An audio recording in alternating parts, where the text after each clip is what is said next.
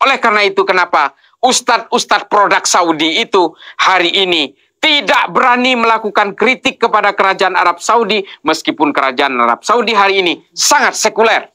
Mengirimkan Miss Universe, bahkan tidak mewajibkan hijab di luar kota Haramain. Padahal pemerintah kerajaan Arab Saudi adalah Khaddamul Haramain, penjaga kota suci. Tapi okelah, mereka di sini boleh petentang-petenteng. Di sini boleh mereka mengharamkan sana-sini, mengharamkan budaya-budaya lokal, dan juga mengatakan bahwa kemaksiatan dan kemunafikan dan kemurtadan adalah orang-orang yang berislam dengan tata cara di luar mereka.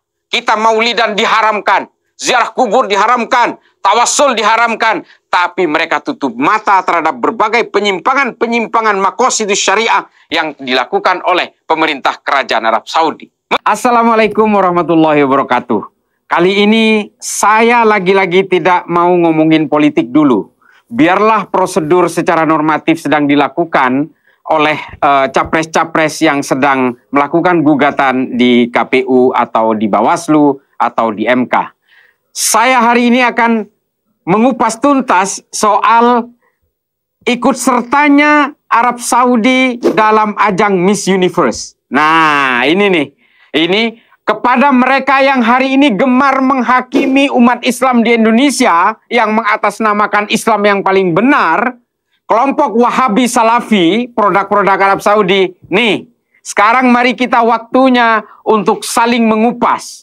Bukankah kita tahu ajang Miss Universe ini adalah kontes kecantikan bagi kalangan perempuan dalam berbagai pose, dalam berbagai busana. Bahkan ada busana-busana renang, ada busana-busana yang mengumbar aurat dan sebagainya. Kita tidak mau membahas soal itunya, tapi ini Saudi. Salah seorang peserta Miss Universe dari Saudi ini bernama Rumi Al-Qahtani. Nah ini lucunya juga bahwa kelompok Wahabi ini punya kitab panduan utama yang ditulis oleh seorang ulama Saudi namanya Muhammad Said Al-Qahtani juga. Last name-nya sama. Tapi kitab yang ditulis itu adalah rujukan gerakan Wahabisme internasional yang banyak dipakai oleh pemeluk Wahabi di sini. Judul kitabnya adalah Al-Wala wal Bara fil Islam, yang ditulis oleh Muhammad Said Al-Qahtani. Nah, peserta Miss Universe ini namanya Rumi Al-Qahtani. Jadi sama, last name-nya sama.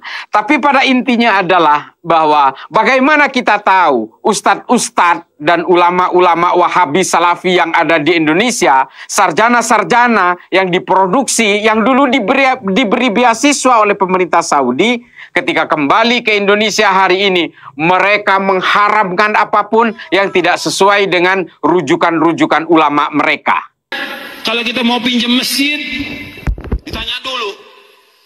Ada perjanjiannya, jangan bicara soal syirik, jangan bicara soal bid'ah. Loh, yang disebutkan di Quran, pertama kali tentang apa? Syirik. Nggak boleh berbuat syirik. Ini nggak boleh bicara soal syirik. Lalu bicara soal apa dong? Kita di masjid. Nggak boleh bid'ah. Bicara soal bid'ah. Lalu yang pertama kali menjelaskan tentang bid'ah siapa? Rasulullah SAW. Gimana nggak boleh disampaikan? Harus jelaskan kepada umat. Kalau nggak, umat ini sesat semuanya. Dan berat tanggung jawabnya para dai, para ulama, para kiai akan dituntut oleh Allah sampai hari kiamat. Kenapa dibiarkan umat dalam kesesatan? Mereka nggak sayang kepada umat, tidak sayang. Kalau dia sayang, dia wajib menjelaskan tentang tauhid kepada umat, dan dia wajib menjelaskan tentang sunnah kepada umat, jelaskan tentang bahaya syirik, jelaskan tentang bahaya bid'ah, baru dia sayang kepada umat. Sekarang kalau kita mau pinjam masjid, ditanya dulu. Ada perjanjiannya, jangan bicara soal syirik, jangan bicara soal bid'ah. Loh, yang disebutkan di Quran, pertama kali tentang apa? Syirik. Nggak boleh berbuat syirik. Ini nggak boleh bicara soal syirik. Lalu bicara soal apa dong? Kita di masjid. Nggak boleh bid'ah. Bicara soal bid'ah. Lalu yang pertama kali menjelaskan tentang bid'ah siapa? Rasulullah SAW. Gimana nggak boleh disampaikan? Harus jelaskan kepada umat. Kalau nggak, umat ini sesat semuanya. Dan berat tanggung jawabnya para dai, para ulama, para kiai akan dituntut oleh Allah sampai hari kiamat. Kenapa dibiarkan umat dalam kesesatan? Mereka nggak sayang kepada umat, tidak sayang. Kalau dia sayang, dia wajib menjelaskan tentang tauhid kepada umat, dan dia wajib menjelaskan tentang sunnah kepada umat, jelaskan tentang bahaya syirik, jelaskan tentang bahaya bid'ah, baru dia sayang pada umat.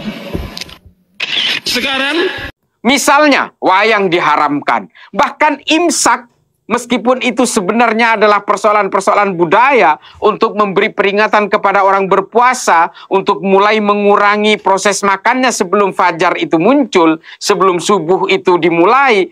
Ini kan sebenarnya hanya persoalan budaya, tapi diprotes juga bahwa katanya imsak tidak ada di dalam Islam.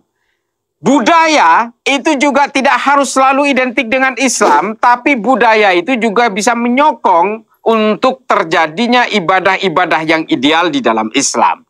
Demikian juga budaya-budaya masyarakat Eropa yang juga mendukung terhadap peribadatan umat Kristiani, umat Katolik yang ada di Eropa. Demikian juga budaya-budaya yang ada di India. Budaya adalah bagian pelengkap dari bagaimana manusia menjalankan agamanya, menjadi pendukung dari bagaimana manusia menjalankan keyakinan-keyakinan dan keimanannya. Jadi nggak perlu diprotes hal-hal yang kayak gini.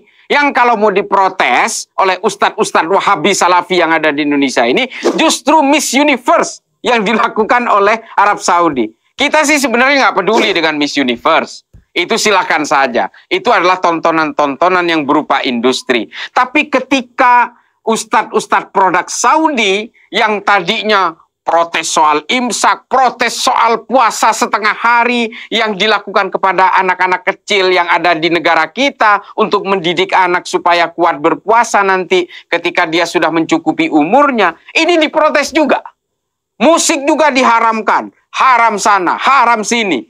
Tapi di mana mereka mendapatkan ilmu, di mana mereka mendapatkan rujukan-rujukan ilmu agama, yaitu di Saudi. Dan ketika Saudi hari ini betul-betul sangat sekuler, sangat open mind, sangat inklusif, mereka tidak ada yang berani protes. Kenapa? Takut sama Raja Saudi.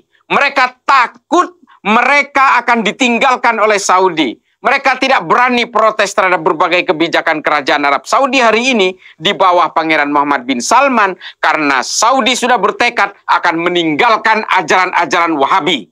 Alasannya apa?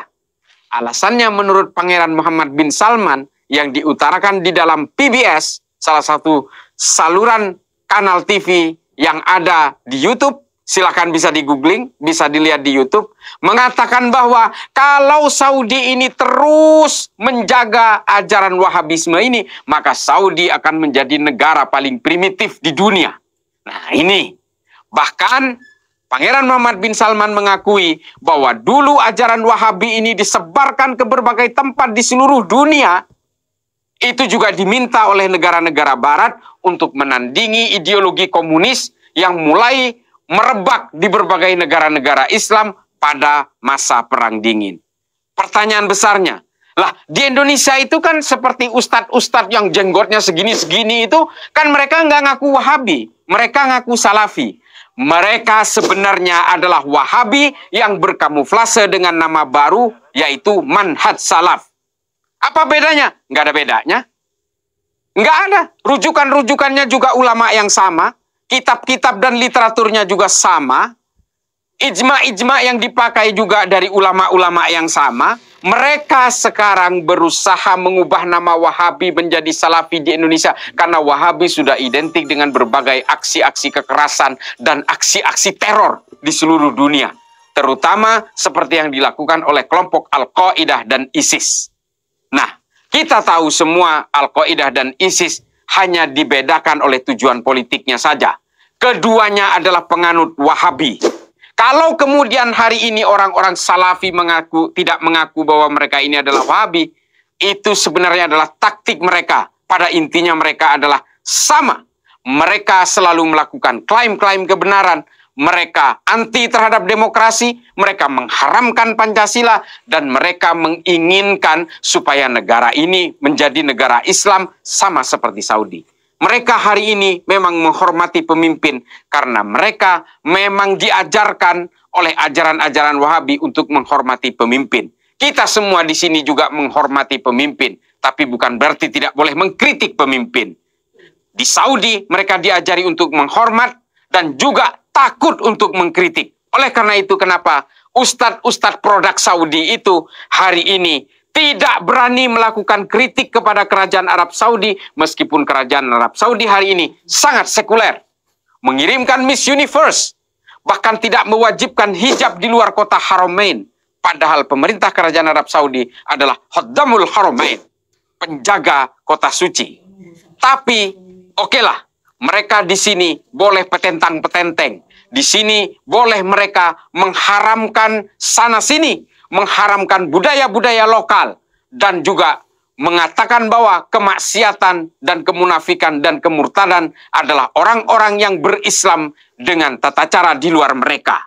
Kita maulidan diharamkan, ziarah kubur diharamkan, tawassul diharamkan, tapi mereka tutup mata terhadap berbagai penyimpangan-penyimpangan maqasidus syariah yang dilakukan oleh pemerintah kerajaan Arab Saudi. Mengapa? Karena mereka diajarkan untuk takut mengkritik. Kita memang harus menghormati pemimpin. Sama kami semua. Saya juga menghormati pemimpin. Tapi bukan berarti kita harus takut mengkritik kalau mereka ternyata melanggar berbagai aturan negara dan juga melanggar berbagai batas-batas kemanusiaan yang dijalankan oleh negara itu. Nah, oleh karena itu, hari ini ujian terbesar, tantangan terbesar bagi kelompok Wahabi Salafi di Indonesia. Silahkan protes Raja Saudi. Takut kan? Takut pasti. Karena kalian sebenarnya adalah boneka-boneka yang salah arah dan hari ini ditinggalkan oleh gerbong-gerbongnya yang ada di Arab Saudi. Kalian adalah korban peradaban politik yang dibentuk melalui satu manhaj yang bernama Wahabi Salafi. Hari ini kalian ditinggalkan oleh lokomotifnya. Lokomotifnya sadar bahwa ajaran yang mereka anut adalah ajaran yang salah, tapi kalian akhirnya betul-betul menjadi orang yang menjadi korban peradaban manusia atas nama agama. Hari ini, kapan lagi bisa sadarnya mereka semua? Kalau memang berani, saya tantang protes Raja Arab Saudi atas pengiriman Rumi Al-Qahtani sebagai kontestan dalam Miss Universe Saudi, dan ketika berpose dengan bendera Saudi, di mana di situ ada lafaz La ilaha illallah Muhammadur Rasulullah, Rumi Al-Qahtani menggunakan baju yang tidak pada mestinya. Kita harus berislam dengan rasionalitas berpikir. Jangan kita sibuk menghitung dosa orang lain. Jangan kita sibuk menghakimi orang lain.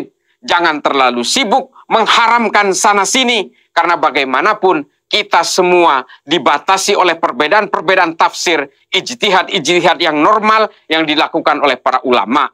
Kita punya mazhab sendiri, kita punya manhaj sendiri, tapi kita tidak boleh menghakimi orang lain ketika orang lain itu juga punya perbedaan dalam berbagai kegiatan-kegiatan beragama kita.